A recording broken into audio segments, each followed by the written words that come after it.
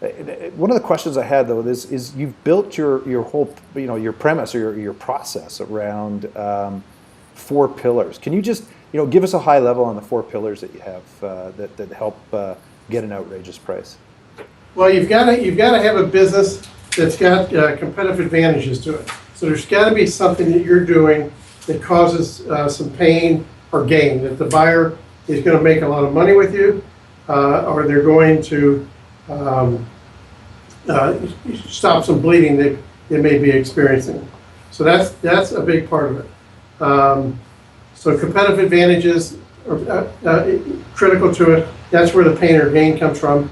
There have to be buyers. Number 2, there have to be buyers in the marketplace. You want to look for folks that are acquisitive, that have the money to do this and the appetite. Number 3, maybe the most important one, you, the seller, have got to determine if you're built for this. It's a very high stakes poker game. Mm-hmm. And it's kind of like being dropped into a high stakes poker game in Vegas.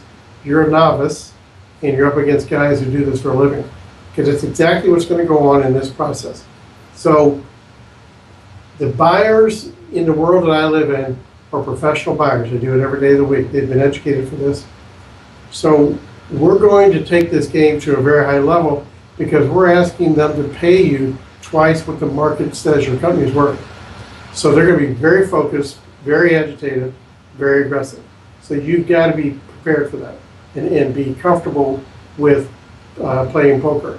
The 4th pillar, we also think is important, is to make sure that your attorney and your investment banker are built for the process also, that they've done it.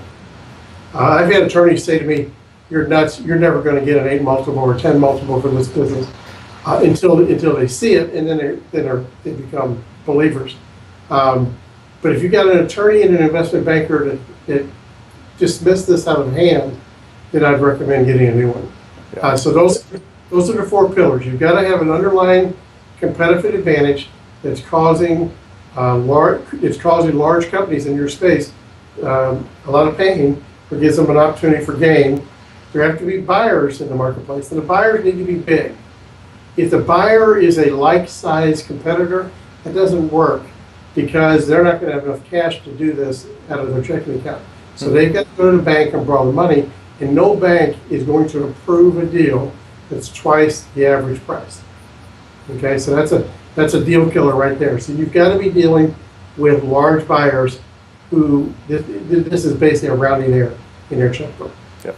And number 3 is making sure you're ready to do this and have the stomach lining for it. And number 4, that you've got the right team to do it.